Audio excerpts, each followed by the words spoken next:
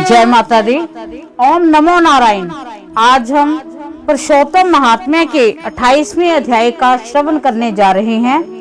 श्री नारायण बोले कि यमराज के वचनों को सुनकर चित्रगुप्त बोले कि ये प्रथम लोक में पड़ा, इसलिए पहले ये प्रेत बने।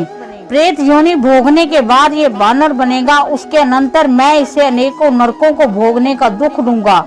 चित्रगुप्त की आज्ञा से दूतों ने उस ब्राह्मण को मारते हुए प्रेत योनि में पटक दिया। वह प्रेत होकर उस वन में जिसमें फल भी नहीं थे रहने लगा।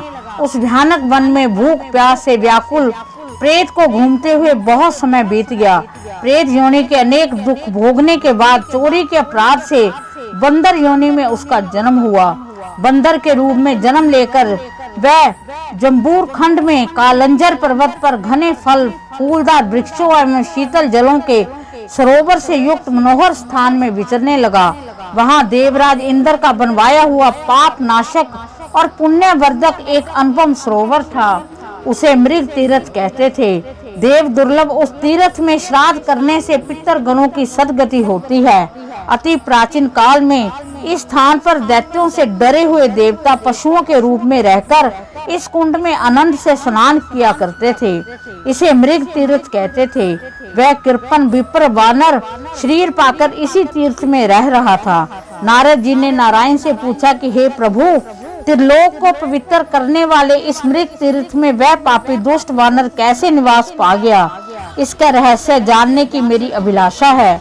नारद जी के ये वचन सुनकर श्री नारायण ने कहा कि हे नारद, पूर्व समय में चित्रकुंडल नाम का एक वैश्य था। उसी की तारका नाम की पतिव्रता पत्नी थी। वे दोनों भगवान पुरुषोत्तम के प्रखर भगत थे।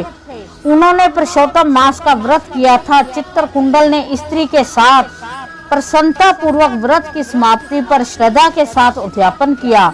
उसने उद्यापन व पूजन करने के लिए वेद वेदांग जानने वाले ब्राह्मणों को सप्तनीक बुलवाकर पूर्ण श्रद्धा से उद्यापन किया। हे नारद, पैसे का लोभी व कंजूस ब्राह्मण चित्र शर्मा भी वहां पहुंच गया। उद्यापन विधि पूरी हो जाने पर चित्रकुंडल ने सप्तनीक ब्राह्मणों को खूब दान दक्षिणा देकर प्रसन्न किया। सभी ब्राह्मण दक्षिणा लेकर प्रसन्न मन से घर चले गए, किंतु वह लोभी ब्राह्मण ठहरा रहा। वह रोता हुआ आगे बढ़कर विनय पूर्वक गद कंठ से बोला कि हे वैश्य श्रेष्ठ चित्रकुंडल, ये पुरुषोत्तम मास धन्य है, जिसकी सेवा करने से इस लोक तथा परलोक के सुखों की प्राप्ति होती है। आप भगवत भक्त हैं। आपने विधि पूर्वक भली भांति पुरुषोत्तम मास का व्रत किया है और ब्राह्मणों को बड़ी प्रसन्नता से खूब दान दिया है, किंतु मुझ भाग्यहीन को क्यों नहीं दिया?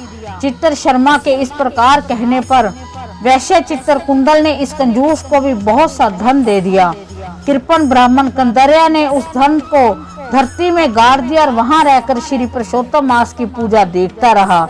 श्री नारायण ने आगे बतलाया कि हे नारद, उस कंजूस द्वारा पुरुषोत्तम मास की पूजा को देखने एवं स्तुति सुनने के पुण्य से, चाहे वह धन के लोभ से ही की थी, वानर रूप में उसका जन्म मृग तीर्थ में हुआ। हे द्विजो, जो मनुष्य पुरुषोत्तम देव का आदर पूर्वक श्रद्धा से दर्शन और स्तुति आदि करते हैं, उनके पुण्य को ब्रह्मा जी भी पूर्ण रूप से कहने में समर्थ नहीं है।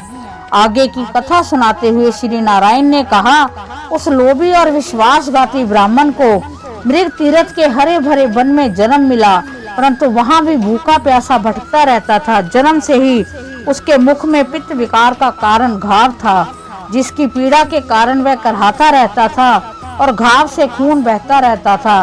वह इस प्रकार के जीवन से तंग आ चुका था और दिन रात रोकर मृत्यु की कामना किया करता था। एक दिन वह बंदर एक ऊंचे पेड़ से पृथ्वी पर गिर पड़ा और दुखी होकर चीखने लगा। उसके अंग अंग टूट गए थे और शरीर शीतल और भूख प्यास से व्याकुल था। इस प्रकार उसे भूखे प्यासे दुख भोगते देव योग से पुरुषोत्तम मास आ गया। पुरुषोत्तम मास के कृष्ण पक्ष की दशमी के दिन वह प्यास से व्याकुल भटकते हुए एक कुंड के पास पहुंचा।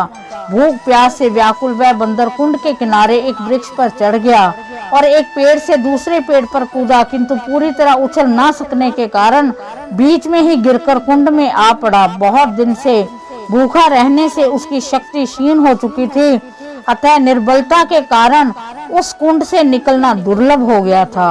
वह 4 दिन कुंड में पड़ा रहा और 5वें दिन उसके प्राण निकल गए। श्री नारायण ने आगे कहा कि हे नारद, पुरुषोत्तम मास के तीर्थ के जल में भीगने के कारण उस वानर के सब पाप निवृत्त हो गए। वह उसी समय नील कमल स्पर्श सुंदर दिव्य आभूषणों से भूषित शरीर में दिखने लगा। उसी समय एक विमान जिसमें भगवान के पार्षद बैठे थे वहां आकाश से उतरे।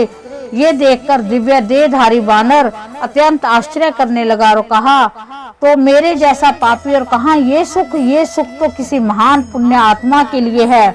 इस प्रकार तरह तरह के विचार करते हुए उसे बड़ा ही आश्चर्य हो रहा था, परंतु उसकी समझ में कुछ भी नहीं आ रहा था। इस प्रकार पुरुषोत्तम महात्म्य के 28वें अध्याय का समापन होता है। भगवान श्री कृष्ण, भगवान श्री नारायण हम सब पर अपनी कृपा दृष्टि बनाए रखें। ओम नमो नारायण।